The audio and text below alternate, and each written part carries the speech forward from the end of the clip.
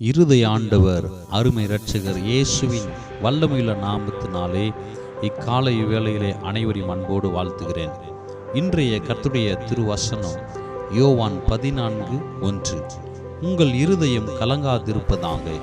எனக்கன்பானவர்களே, நானே வழியும் சத்தியமும் ஜீவனுமாயிருக்கிறேன் என்று உரைத்த ஆண்டவராகிய இயேசு கிறிஸ்து, அன்பு மகனே மகளே, உன் இருதயம் கலங்காதிருப்பதாக, என்னிடத்தில் நம்பிக்கையோடு விசுவாசமாயிரு என்று உரைக்கிறார்.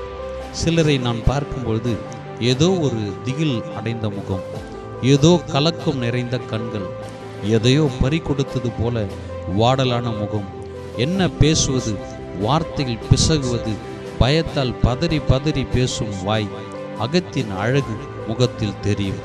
கவலைப்பட்டு என்ன சாதிக்கப் போகிறோம்? கவலைப்படுவதினால் நமக்கும் சரீரத்திற்கும் கேடு, உடல் நலம் பாதிக்கப்படும்.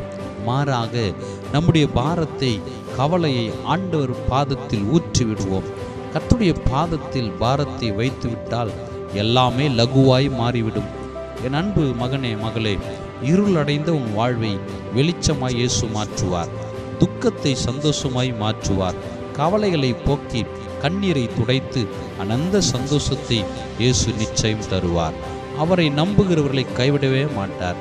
பேசிக்கொண்டிருக்கிற அடியன் இருதயம் சொல்ல முடியாத அளவிற்கு மிஞ்சின கலக்கம், இருதயம் கலங்கி கலங்கி திகைத்து என்ன செய்வேனோ ஏது செய்வேனோ என்ற பல கேள்விகள் மத்தியிலே தள்ளப்பட்டிருந்தேன். இவைகளின் மத்தியில் யார் நம்மை விட்டு போனாலும் இயேசு நம்மோடு இருக்கிறார்.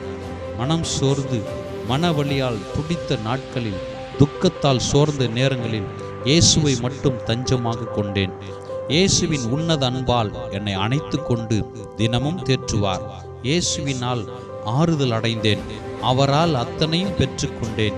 இன்றைக்கு அநேகருக்கு ஆறுதல் சொல்லவும், அநேகருக்கு ஜெபிக்கவும், இதயம் உடைந்த காயப்பட்ட உள்ளங்களை தேற்றவும் ஆற்றவும் கர்த்தர் அடியனை பயன்படுத்துகிறார். அன்பு நெஞ்சமே, உன் இருதயம் கலங்காதிருப்பதாக. இயேசுவினிடத்தில் விசுவாசம் வைத்துப்பார். அவர் உன்னை ஆதரிப்பார். மன கலக்கத்திலிருந்து விடுதலை தருவார். இனம் புரியாத ஆனந்தத்தையும் மகிழ்ச்சியும் கொடுத்து மறுபடியும் கட்டுவிப்பார். மறுபடியும் நிலைநாட்டுவார். தூக்கி உயர்ந்த அடைக்கலத்தில் வைப்பார். ஆமென்.